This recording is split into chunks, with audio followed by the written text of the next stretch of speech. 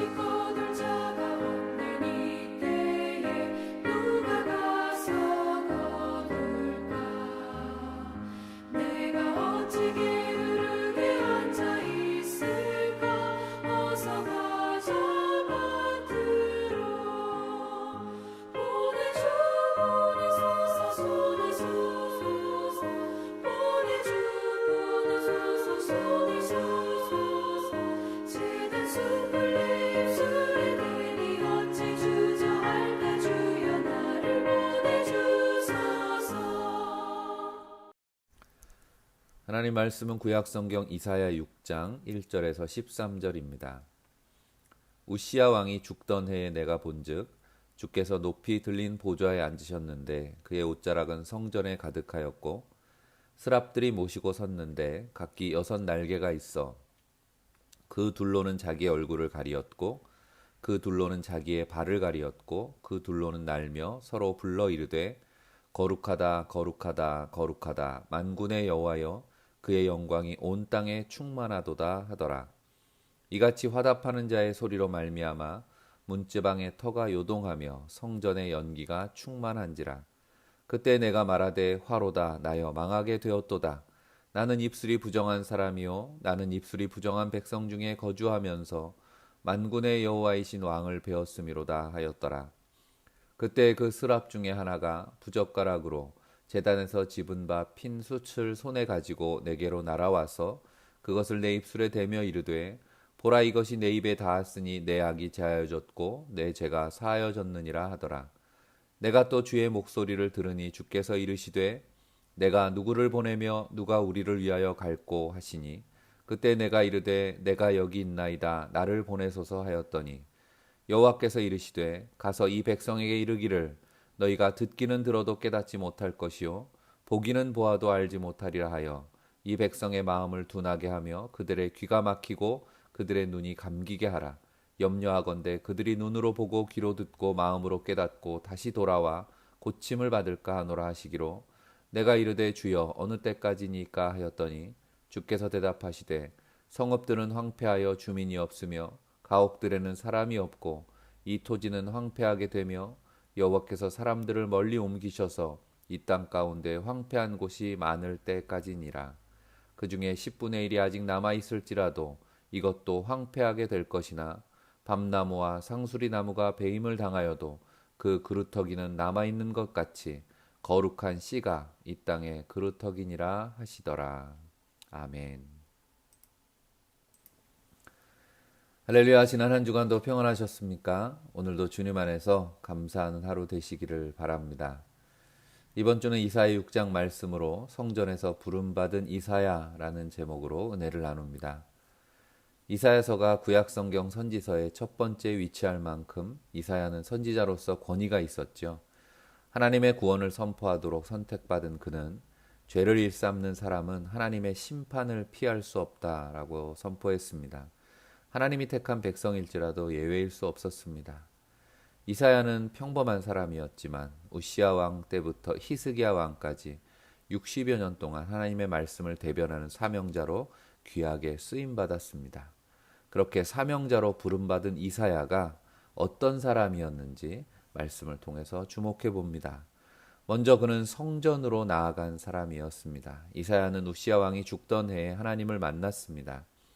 우시야 왕은 하나님의 도우심으로 솔로몬 왕 이래 유다 왕국을 부강하게 이끈 왕이었습니다. 그러나 그의 말년은 좋지 않았지요. 나라가 강성해지자 교만해진 그는 하나님을 거역하는 죄를 짓고 나병 환자로 삶을 마감했습니다.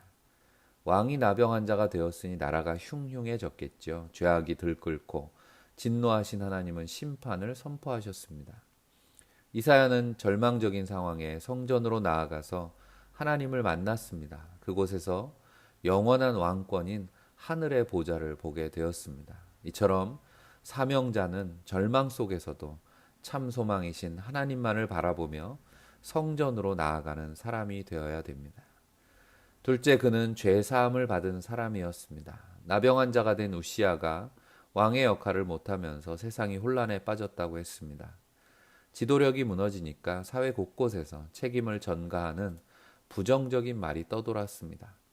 사람들의 타락한 본성이 드러나면서 온갖 비리와 강탈이 심해졌고, 이로 인해서 힘이 약한 사람들은 고된 삶을 살아야 했습니다. 이 죄악된 세상에서 부정한 입술로 살던 이사야는 만군의 하나님을 만났을 때 두려움에 떨며 부정한 입술로 지은 죄를 고백했습니다.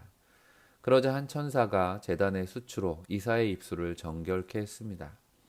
주님의 영광스러운 보좌 앞에 선 이사야는 자신이 죄인이라는 사실을 깨닫고 탄식했습니다. 우리도 사역을 감당하기에 앞서 먼저 하나님 앞에 자신의 죄를 고백해야 하겠습니다. 그리고 하나님의 은혜로 용서받고 구별된 사람들이 되어야 됩니다. 셋째로 하나님의 말씀에 순종한 사람이었습니다. 정결함을 받은 이사야는 내가 누구를 보낼 것인가, 누가 우리를 위해 갈 것인가 하는 하나님의 음성을 들었습니다. 그때 이사야는 내가 여기 있나이다, 나를 보내소서라고 즉시 대답했죠. 이사야의 응답에 하나님은 뜻밖의 말씀을 하셨습니다. 백성들의 마음을 둔하게 하고 눈과 귀를 막으라고 하셨죠. 백성의 마음을 강팍하게 하여 진노의 심판대 앞에 서게 하라고 하셨습니다. 이것은 구원은 오직 하나님의 은혜로만 이루어진다는 사실을 알게 하시기 위함이었습니다. 백성들이 회개하여 고침을 받으면 마치 자신들의 회개가 구원의 근거가 될 수 있다라고 생각하기 때문입니다. 구원의 주권은 오직 하나님께 있음을 알아야 됩니다. 사명자는 이 구원의 진리를 선포하는 일에 순종하는 사람들입니다. 이사야는 절망 속에서도 하나님을 바라보았고 자신의 죄를 솔직히 고백하고 용서를 받았습니다. 그 뒤로 세상을 향한 주님의 탄식에 응답하는 거룩한 사명을 감당할 수 있었습니다. 우리도 이사야처럼 이 시대를 위한 사명자들로 부름받은 줄 믿습니다. 부르심받은 이답게 언제 어디서든 복음을 전하는 일에 최선을 다하는 거룩한 그루터기 씨앗이 되기를 주님의 이름으로 간절히 축원합니다.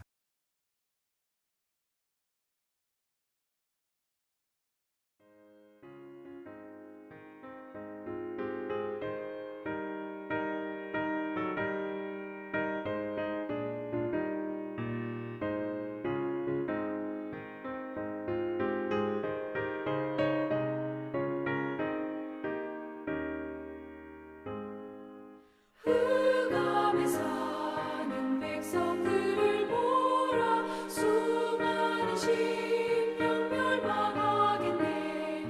그 누가 갈까. 주의 복음 들고 생명을 구원하는 곳으로.